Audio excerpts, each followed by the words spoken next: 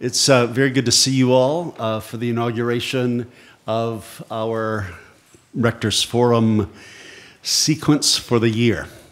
This is one of our favorite things to do about going to church at All Saints. We go into that other room and have a wonderful time. He is here. We go into that other room and have a wonderful time at that table of love. And then many of us come into this room to find out what are the therefores of living a life of radically inclusive love that calls for all of us to be instruments and advocates and untiring workers for peace and justice, inclusion and wholeness in the world. Today we focus on Gene Robinson, and he's going to tell us about all of his magnificent ministry. Next week we'll be talking about gun violence. We have people set to come and talk with us about Syria and warfare. We're going to cover all of the issues of the world in this place and try to be on the frontier. And we couldn't be in better shape than to have a pioneer of justice, inclusion, of health, of healthy religion, of healthy spirituality, who knows that Jesus came not just for the church, but for the whole world. Gene Robinson has been at it for a long time. He's almost as old as I am. And I count it as one of the great treasures of my life that he and I met when we were kids. And we've been able to be colleagues in ordained ministry all these years. God used Gene to break open the church so that it could be what God wants it to be.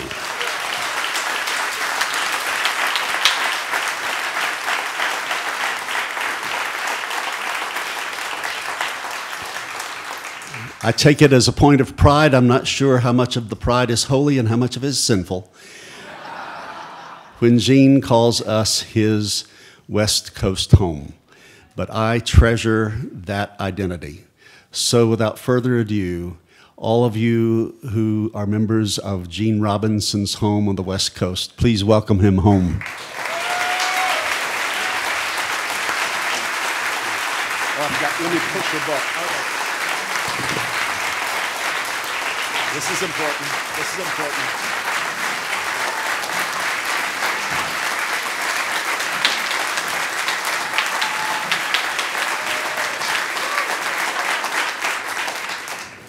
And I got so excited about Gene, I forgot to talk about his book.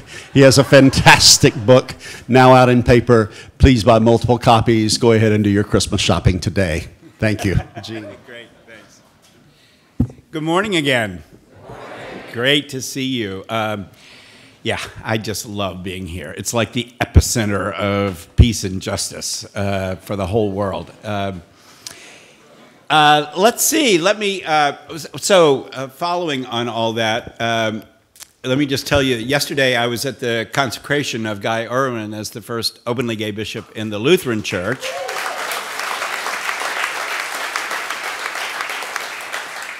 And you know what? It was no big deal. Which is awesome. It's just awesome. I wrote a piece for the Washington Post about what a difference a decade makes.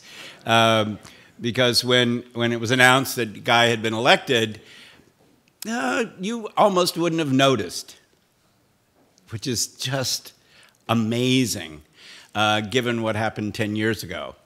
And look how far we've come. We have got so much further to go, but I think it behooves us all to pause every now and again and realize how far we've come in an extraordinarily short period of time.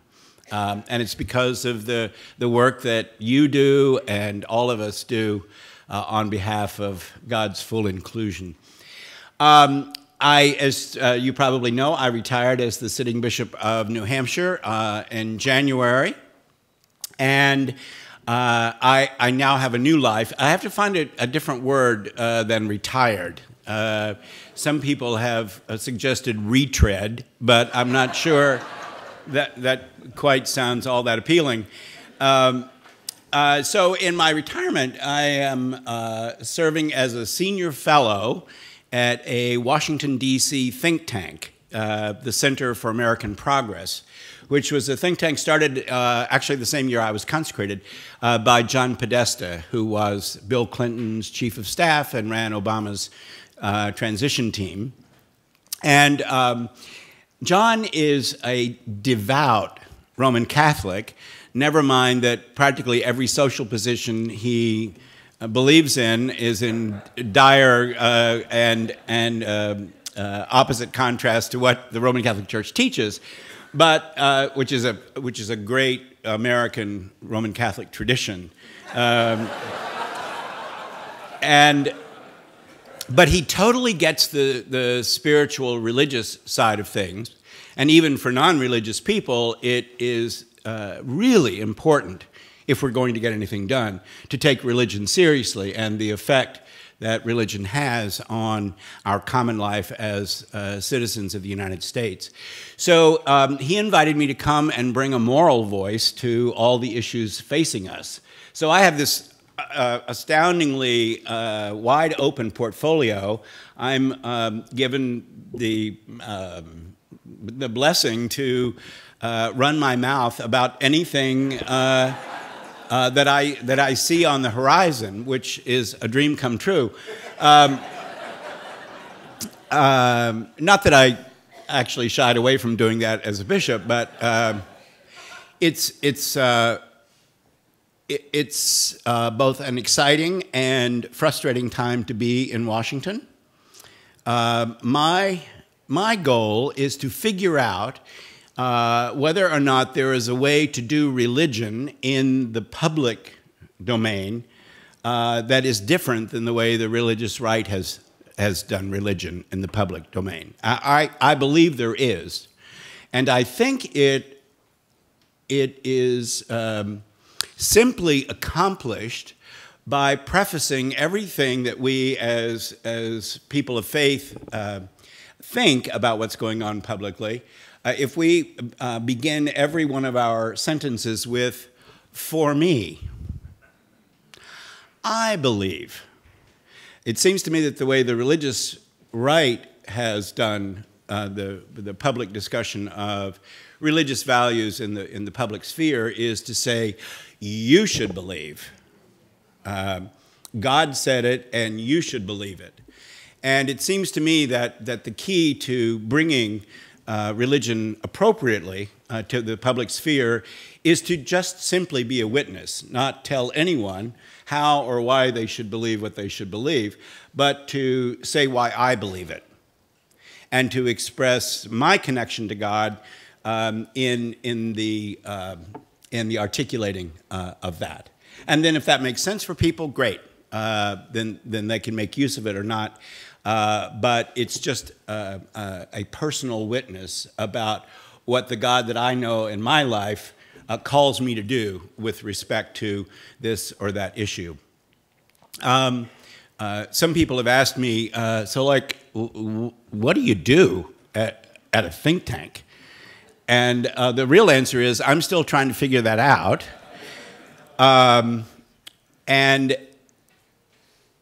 And also, I've never been paid to think before, you know?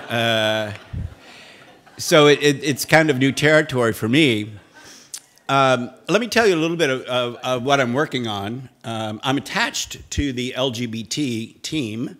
There are teams of people working on LGBT issues, immigration reform, healthcare reform, poverty, national security, genocide, the economy, all of those things.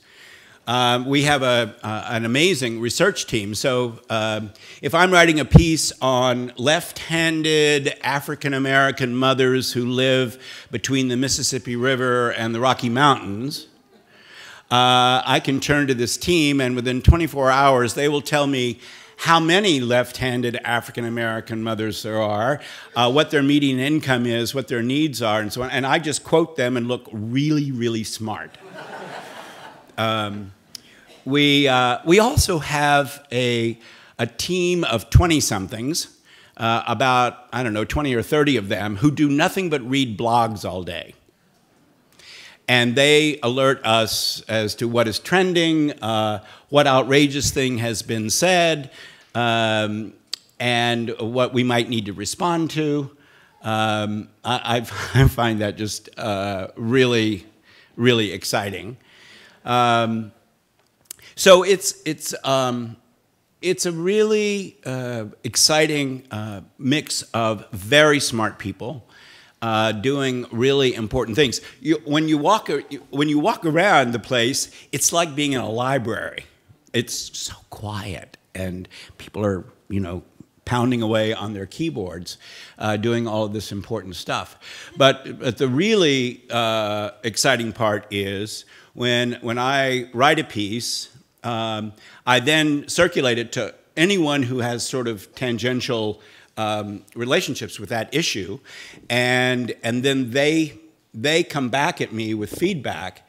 Everybody is really dedicated to the notion that we put out really good things. So the feedback is brutally honest, and most often fills in places that you missed. You know, yeah, but what about this? And how come you didn't mention that? Or did you know about this statistic that backs up what you had to say? So by the time it goes out, it has a pretty good chance of being good and helpful.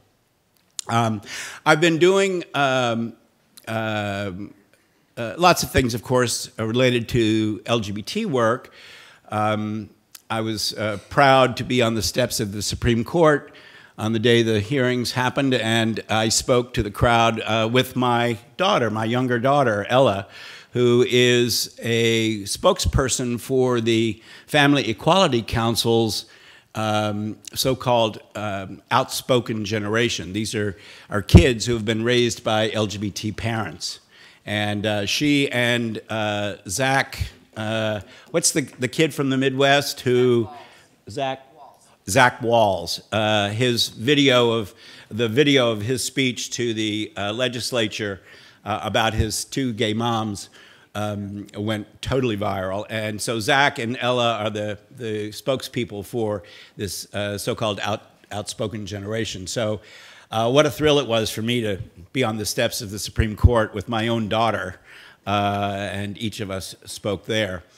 We might want to talk about this in just a minute. I did do a piece, it was a full-page commentary in Time magazine on the Pope's statements on his return flight from Brazil, which at the time I said, you know, it certainly is a change in tone, and that is most welcome and not insignificant.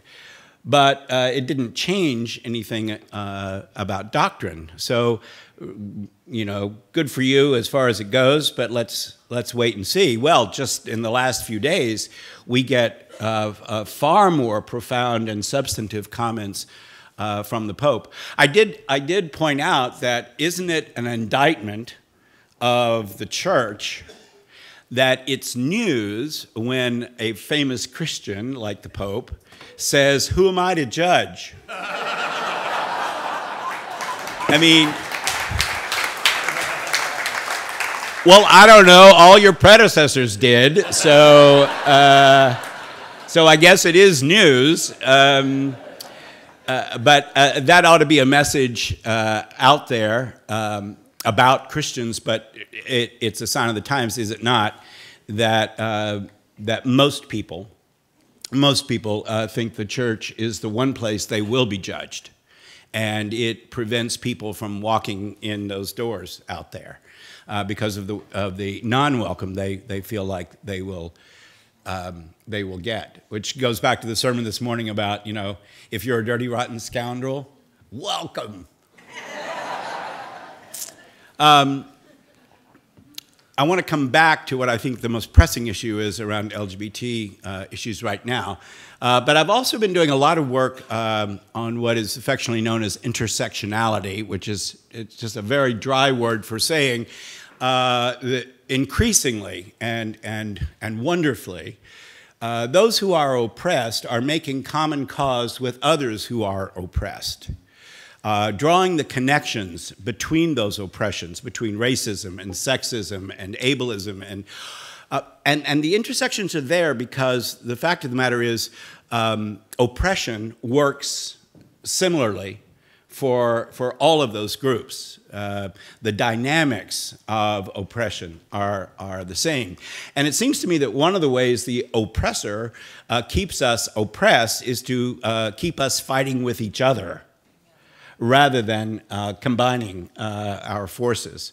So we get siloed into our particular issues, and we are much less strong than if we make common cause. And I've been doing a lot lately on racism. And it's really high time that white people talked about racism. I'll never forget in some of my early anti-racism training, a young black woman said to those of us gathered, she said, you know what, I'm sick of coming to your anti-racism conferences.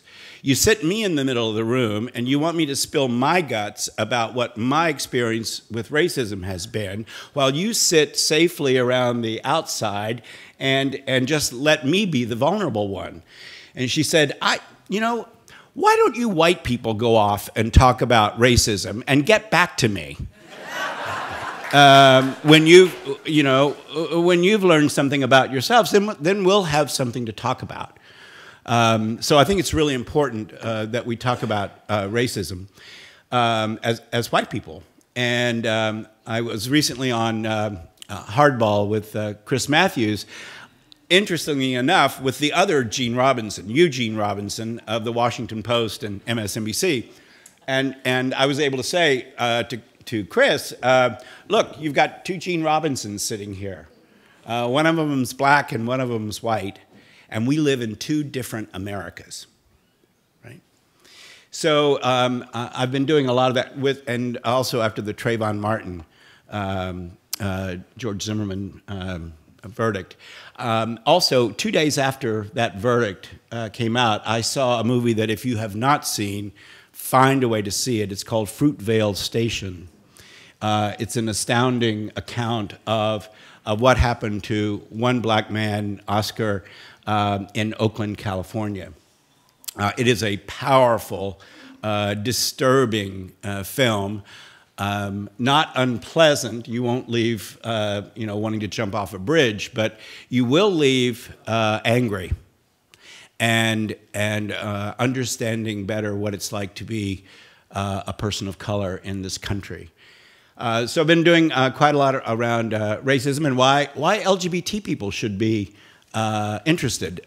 While we're celebrating the Supreme Court decisions that happened on a Thursday related to the fall of DOMA, the day before we had the Voter Rights Act, completely gutted by our Supreme Court. And I think it's just really important for gay and lesbian people to make common cause with our brothers and sisters of color and other oppressions. It's just very important. Let me just mention one last thing, and then mostly I just see what you want to talk about. I think the most pressing issue right now for LGBT people is what the religious right is trying to do in the name of freedom of religion. What's happening is that, and you see it with these cases of the baker who didn't want to provide a cake for a lesbian wedding, or the photographer who doesn't want to take photographs, although I can't imagine why any gay couple would want a photographer who loathed the idea of gay marriage taking photos of their wedding. I mean, how good can they be, right? But what the conservatives are saying is that it is a violation of their freedom of religion to decline to provide services for anyone of whom they disapprove. This is dangerous stuff. I mean, it is just one tiny step away from saying, I don't want to serve lunch at the lunch counter to a black person because my religion teaches me that they are inferior. And so if we allow people an exemption, which is what legislation is calling for, if we allow an exemption for people who provide services to the public to deny those services based on sexual orientation, it's not just a slippery slope. We have gone down the tube, right? And they are pressing this in a big way. There's a congressman from Idaho, I think it is, who has now proposed legislation. There are something like 80 Republicans and 2 Democrats who have signed on as co-sponsors of this legislation to do exactly this, is to provide an exemption for anyone claiming their religious beliefs to decline service to anyone around sexual orientation. Well, you know what's interesting to me is that there's a whole lot more in the Bible about greed than there is about sexuality in general, or certainly homosexuality in particular. And yet we don't see anyone on the religious right declining services to those who are god-awful rich and who probably got there by some means other than those we would think salutary.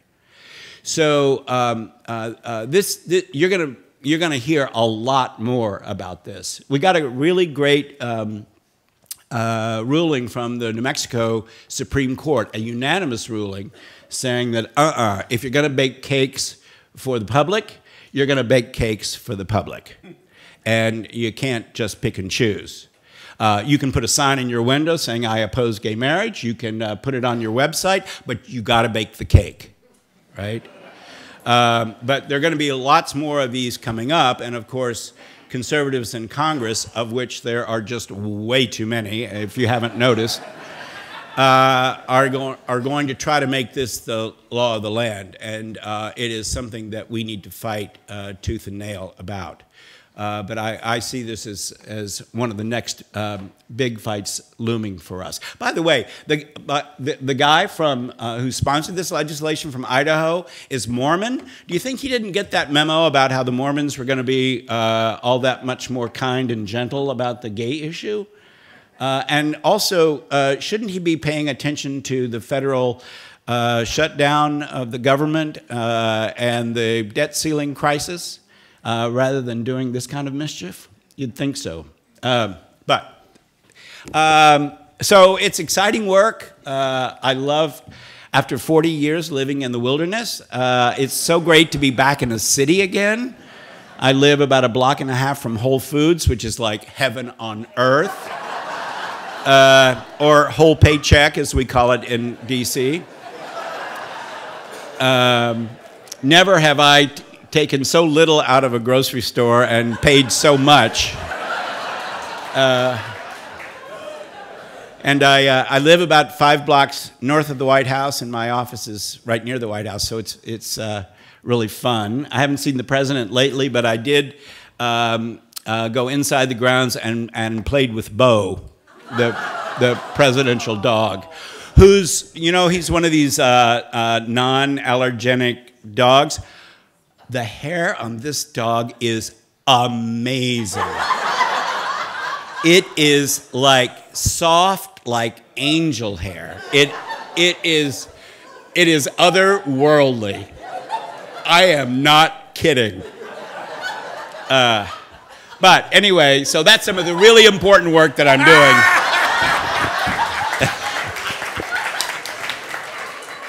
I am taking good care of the presidential dog. On your behalf, of course. Questions. Yeah. What do you want to talk about? So we've got some microphones coming. Tell us 2 or 3 things. Are these shills or something? Yeah, that's right. Okay. So tell us about your book. Tell us about... some of us haven't heard the stories about you and the inauguration and praying and being around the president and all that kind of stuff. Oh, yeah. So bring us up to speed about that. Oh, okay? Sure. Let's see. So my book is called God Believes in Love, Straight Talk About Gay Marriage.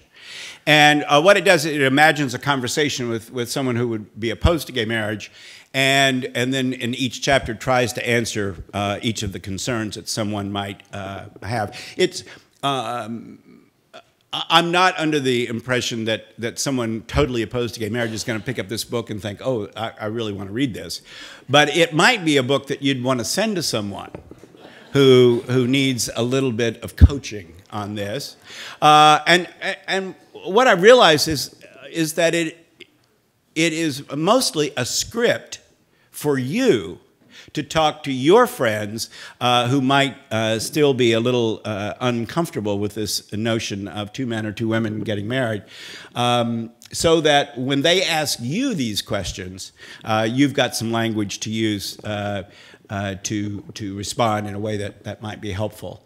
So there's been really good response. I just spent 2 weeks in Australia doing a speaking and book tour, and I was also in Parliament in Australia, where there was an hour-long debate about whether or not to welcome me to Australia,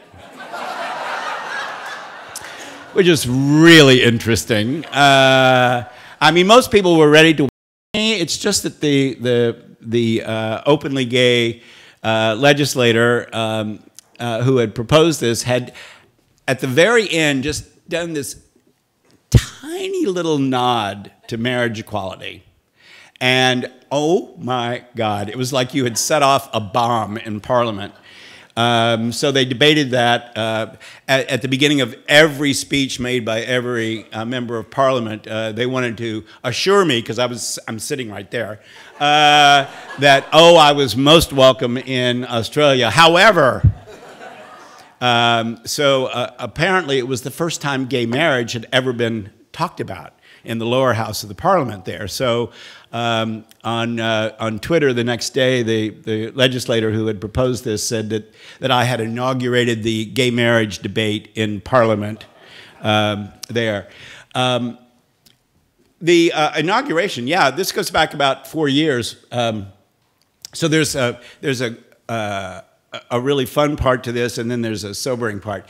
I was invited by the president to do the invocation at the opening inaugural event at the Lincoln Memorial, which was awesomely fun. Picked up early in the morning, we get down to the Lincoln Memorial, go through unbelievable security, as you can imagine. And then the first thing that happens after we get through security is someone says, oh, Bishop Robinson, we're so embarrassed. We were supposed to have a personal dressing room trailer for you, but we're running a little short on those, and would you mind sharing a dressing room trailer with Tiger Woods? I'm like, sign me up, you know? So that was just a little vision of things to come. So I spent the day hobnobbing with all kinds of famous people, like Ed does all the time. You know, I'm downstairs in the green room underneath the Lincoln Memorial with Denzel Washington, and we're both sort of like rehearsing our lines. He's coming on right after I do. And so I go up and I give my invocation, and I turn and I come back down the steps into the secure area, and Bono is waiting for me at the bottom of the stairs. And he wants to talk about my prayer. And he's quoting it back to me. He's just heard it seconds before, and he's quoting it back to me, wanting to talk. So we chatted for about a half an hour, and then he says, will you pray with my band before we go on? I'm like, yeah. So I'm standing there. I got the Edge on one side, and I got Bono on the other, and U2's all around. So we do a prayer, and so they're like, come on up to the stage with us, come on up. So I go up, and I'm standing just off stage, and I've got Marissa Tomei on my right. I've got Pete Seeger standing directly in front of me, and on my left is Stevie Wonder, who is singing descants to everything that's going on stage. Unbelievable. And so Bono invited us to a private party that night, and there were a lot of people there. and it was just, you know, he's a very religious person. And so we got there. He stops talking to everybody else, only wants to talk to me. And he takes me over, and he already has a tape of the performance that day. And he says, now look at this. He said, we sound better than we have in several years. He said, maybe we ought to take a bishop with us on tour. Sign me up. So about 6 months ago, I'm in New York, and I'm in a Starbucks getting a latte or something, and a woman says, excuse me, but are you Bishop Robinson? She said, I never do this, but are you Bishop Robinson? I said, yes, I am. She said, well, I worked for Bono. And she said, you know, he takes a minister on tour with him everywhere he goes. And she says, we've been talking about you. And you know, he wasn't kidding. And I'm like, well, I wasn't kidding either. And I said, and I'm retired now. I am free to tour. So anyway, you just never know when you're going to be called on to witness, right? So it's been really fun. I highly recommend this retirement thing. It's really great. Question over there. Actually, I had the first question. How do you not get angry, or how do you take the anger that you might feel and not let it be toxic? Because you're such a joyful person to be around, even in the room of not knowing you. If you have some advice. Well, so I do get angry, right? There's no one doesn't. I don't know how you say it, but everybody gets angry. And so the real operative question is, what do you do with it? So there are lots of holes in the walls at my house, you know. So you know this. So here's the reward of being a Christian, right? If you are just rock solid confident that there is nothing that can come between you and God's love for you, then that stuff seems like small potatoes, right? I mean, one of the things that maybe the most important thing I've learned in the last 10 years is that how someone treats me does not relieve me of my responsibility to treat them like the child of God they are, right? And I mean, it's just irrelevant.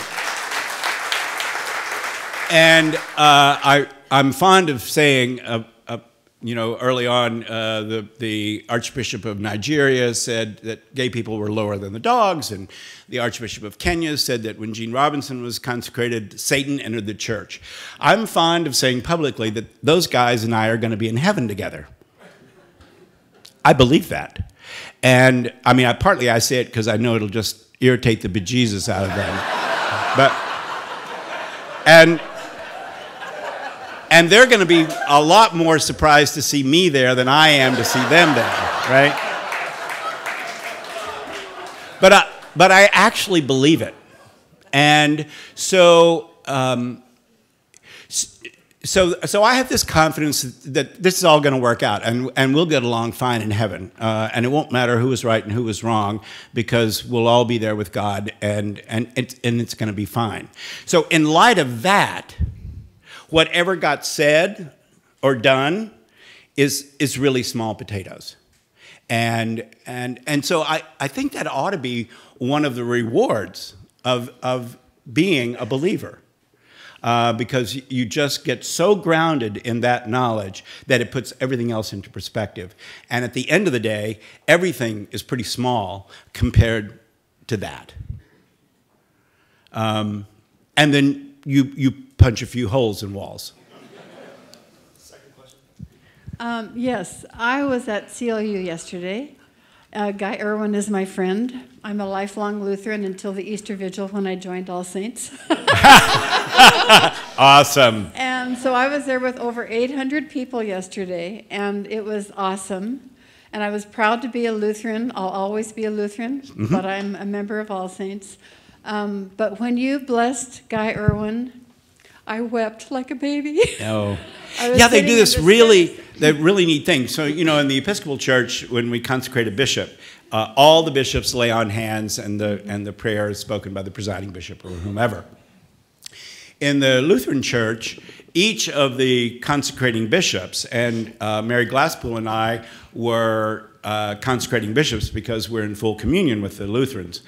And their tradition is each one of the consecrating bishops individually lays hands on the ordinand and prays over him or her. And so it was I didn't know about that until it started happening. Thank God I wasn't first. But it was a very special moment for me, and a lot of people spoke to me about that moment. I wouldn't have been anywhere else in the world but there yesterday, and it was just nice. I was grateful for you paving the way for Guy and for many others, and all the guff that you've been through. And Guy, he wasn't even mentioned in the LA Times today. Nothing. I searched through it twice. Not a word. I was also proud to see Zelda there yesterday. Yeah. And she poured the Water. third of the baptism water into the font, and I was so proud that she was there. It was really great. Fantastic. So thank you It was for a yesterday. great day. Where's the mic, please? I don't, okay, it is on. First of all, I want to thank you for being you. And may you continue to be a benefit to all beings, which I have to say because I'm Buddhist. But I wanted to ask you, as someone who works in education at a very unique high school with a large LGBTQ population, where we still have bullying and those kinds of issues, what counsel would you give us, and what counsel would you give them? What can I carry from you to this youth to help them through this really difficult time? It is a great question, and I wish there were an easy answer to make all of that go away. I mean, and this is a really good reminder that while we have made incredible progress, I'm not sure that for most kids, growing up is all that different than it was many years ago. Yes, information is out there, role models are out there in ways that they never were before. And yet, still, the anxiety of an LGBT kid coming out and risking losing the family, which ought to be the place you could go with this kind of stuff, risk losing it. I mean, let's remember that 40% of all the kids that live on our streets are LGBT kids who have been kicked out of their homes. 40%. So it is a huge problem. I think, again, I don't think you can make you statements. People just don't listen to you when you're telling them what to think or do. And I think the most powerful thing you can do is tell them what's true for you, and then affirm them as human beings, as children of God, whether they believe in God or not. You know, you can even say, whether you believe in God or not, I do. And I know from my faith as a Buddhist that every human being has dignity and worth and value. And I think the old Dan Savage message of it gets better. I mean, just to say, I know this is really hard. I want you to know that you can always come and talk to me. I also want you to know that if something happens and you want to report it and are afraid, that's a ditch I will die in with you. I will support you in that. I think the really unnerving thing about growing up LGBT is that it is so alienating from everyone around you, and fear just nibbles away at your own self-confidence. So the most important message is, I think, you're not alone, and I'm an adult, and I am happy to speak for you in places either where you're afraid to speak or not allowed to speak. to know that they have an advocate. At the end of the day, all we can do is accompany one another on the journey, right? And so to know that you're not doing that journey alone is really important. And so that's happening right here, you know, on the West Coast. Let me tell you, the West Coast and the East Coast are two big bubbles of greater acceptance, not total acceptance, but greater acceptance. And when you move to the middle of the country, it's the 50s all over again for LGBT kids in many, many ways. So we have got much work to do. I also think that there's work to be done with those who are doing the bullying. I mean, it's just astounding to me how cruel kids can be to one another.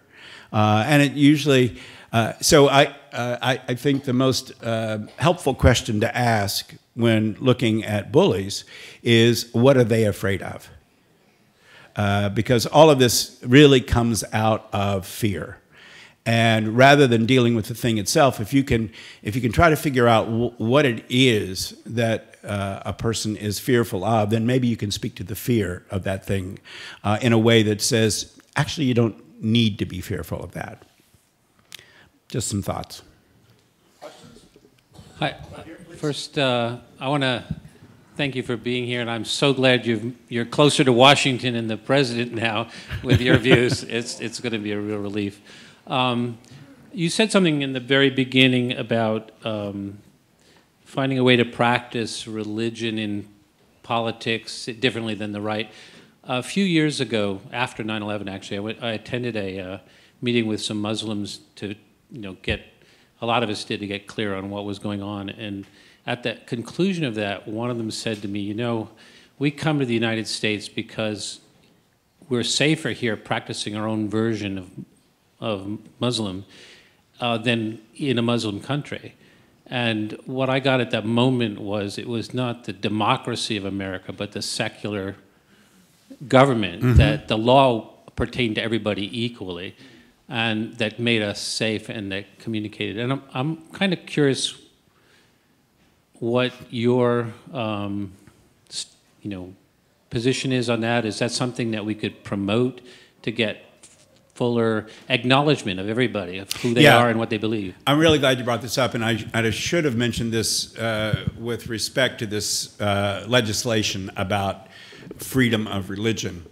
I think the separation of church and state is just one of the most important things about our culture, and I absolutely agree. I mean, I think that's at least one of the prime things that sets us apart. But and I think it's really important for church people to stand up for the separation of church and state. Usually we leave it up, to the ACLU or, some other bunch of liberal, commie, pinko, Americans. Because it sounds self-serving coming out of their mouths, but it's important for churches to stand up for that as well. And my contention is, but this is actually quite a debate going on at the moment, is that the separation of church and state is not only to protect religious institutions from the state, but to protect the state from religious institutions, right? It's one of the arguments that I make in the book about gay marriage, which is that we need to separate these two things. And all the fear-mongering about how gay marriage is going to make churches and synagogues and mosques perform same-sex marriages against their beliefs is just pure hogwash, and it is nothing more than fear-mongering. And the religious institutions in America should become more aware than they are that it is not their job to impose their own values on this democracy. We would not countenance a law saying, girls should wear scarves on their heads and not go to school anymore, we would say that was some group trying to foist themselves on our secular culture.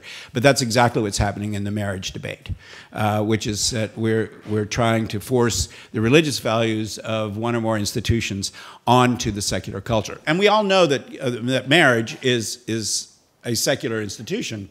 I mean, if your marriage falls apart, you don't go back to the little church where you got married for the divorce. You go to the courts. Everyone knows that. We'd be better off if we were like France, where everyone gets married at the mayor's office, and then for people of faith, you go to your house of worship for whatever might take place there. So I think it's really important because we don't sound self-serving when we stand up and say that we should not be imposing our values on the secular culture. When I go into the public sphere, I want to argue from the Constitution. Now, I may be motivated to go into the public sphere and argue that by my religious beliefs. But when I get there, I need to make my arguments based on that. And that's where we've gotten confused. People think that because they're motivated by their religious values, that this is somehow their right to impose those values onto the culture. And that's where we stand in stark contrast to an awful lot of people in the culture right now. Thank you, Gene Robinson.